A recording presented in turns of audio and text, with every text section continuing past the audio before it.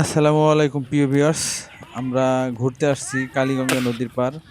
এটা ও বৈকুণ্ঠপুর খেয়াঘাট। আহ তো নদীতে নতুন না পানি, কচুরিপানাগুলো দল দেনাইনগে বেঁধে চলছে। আর এখানে একটা দুইটার দিছে ড্রেজিং মেশিন রাখা আছে। এই ড্রেজিং মেশিন দিয়ে ওই বালি উত্তোলন করে সেই ড্রেজিং মেশিন। তো এখানে ড্রেজিং মেশিনের উপরে অনেকগুলো কিশোর খেলা করছে। কেউ বসে আছে, নদীর প্রাণ তাকিয়ে আছে। পরন্ত বিকেল, বিকেলবেলা সবাই হাসি খুশি মুখেই নদীর পাড়ে ঘুরতে আসছে।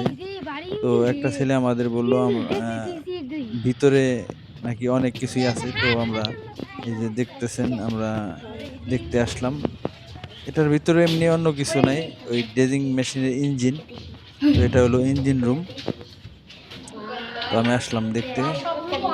এই যে এখানে শুধু ইঞ্জিন, আর কিছুই না।